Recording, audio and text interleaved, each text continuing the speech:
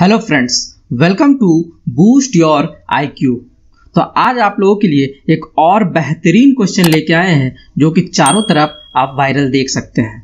तो चलिए देख लेते हैं आज के क्वेश्चन में क्या है और इसको हम लोग कैसे अप्रोच कर सकते हैं। तो सबसे पहले हमारे पास एक ट्राइंगल है और उसमें कुछ अलग फिगर्स इस तरह से समाये हुए हैं। अब हम लोगों को ऊपर वाले ट्राइंगल को नीचे कुछ इस तरह से ले लेते हैं।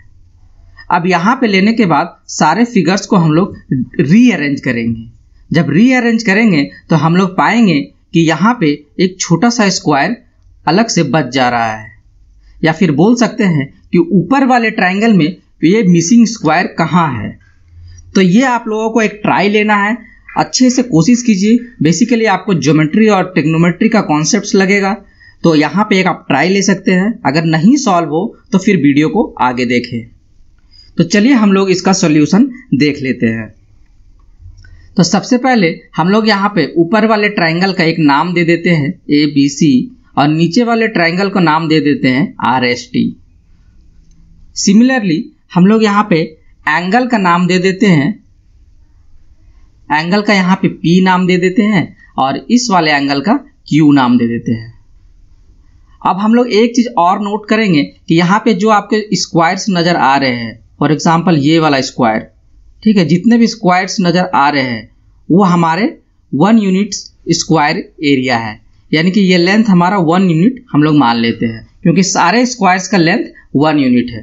तो इस तरह से इसका डायमेंशन क्या हो जाएगा, 3 यूनिट्स हो जाएगा, क्योंकि ये एग्जैक्टली 3 लाइन को जोड़ के बन रहा है। उसी तरह से ये 8 हो जाएगा। देखिए यहाँ पे 1 2 3 4 5 6 7 8, तो ये 8 यूनिट्स हो गया।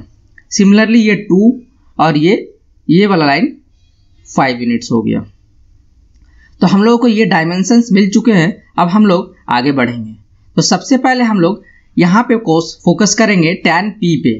तो tan P हमारा क्या हो जाएगा, परपेंडिकुलर बाय बेस, क्योंकि ये tan थीटा का फॉर्मूला होता है tan theta is equal to perpendicular by base. तो यहाँ पे हमारा परपेंडिकुलर 3 है और बेस 8 यूनिट्स है।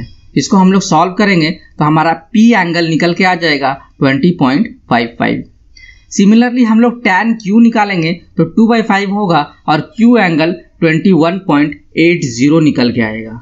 तो यहाँ से एक बहुत इंपॉर्टेंट चीज निकल के आ रही है दोस्तों कि यहाँ पे ये P वाला एंगल जो है वो 20.55 है और Q वाला एंगल जो है वो 21.80 है। इससे क्या पता चलता है कि ये जो AB लाइन है वो एक स्ट्रेट लाइन नहीं है, बल्कि यहाँ पे स्लोप अलग अलग आ रहा है। इस तरह से ये बाहर वाला जो है ये एक ट्राइंगल ना होके एक रेक्टेंगल है, या सॉरी एक क्वाड्रिलेटरल बोल सकते हैं, यानी कि एक ट्राइंगल ना होके एक क्वाड्रिलेटरल है, क्योंकि यहाँ पे जो है आपका यहाँ तक आपका स्लोप P अलग है और यहाँ से Q का स्लोप अलग है। तो इस तरह से ये एक ट्राइंगल ना होके एक क्वाड्रिलेटरल बन जाता है, जो कि इतना कम डिफरेंस है। इन दोनों में डिफरेंस जो देखेंगे आप तो 1.25 डिग्री का डिफरेंस है, जो कि आपको नेकेड आई से नजर नहीं आ रहा है।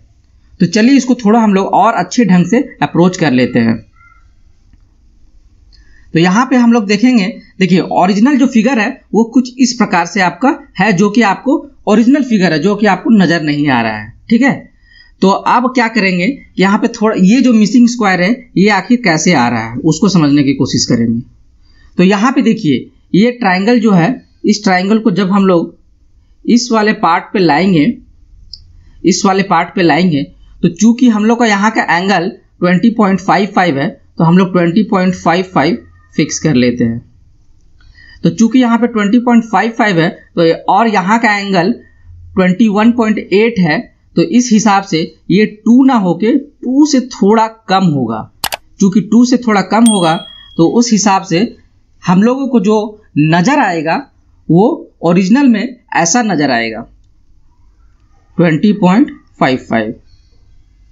हम लोग ये सोच सकते हैं कि हम लोग को जो अपने ओपन आई से देख रहे हैं वो कुछ इस तरह से देख रहे हैं। क्यों? क्योंकि यहाँ भी एंगल 20.55 है, यहाँ भी एंगल 20.55 है और हम लोगों को नेकेड आई से यही नजर आएगा। लेकिन ओरिजिनल फिगर कुछ इस प्रकार से है। चूंकि नेकेड यहाँ पे स्लोप में डिफरेंस की वजह से यहाँ पे ये एक एक्स्ट्रा स्क्वायर यहाँ पे निकल के आ रहा है, क्योंकि बाहर का एरिया टोटल एरिया हमारा सेम है, उस हिसाब से ये छोटा स्क्वायर यहाँ पे आपको मिसिंग पाया गया है। क्योंकि ये एक परफेक्ट ट्राइंगल ना होके एक क्वाड्रिलेटरल है, हम लोग यहाँ पे देख चुके हैं।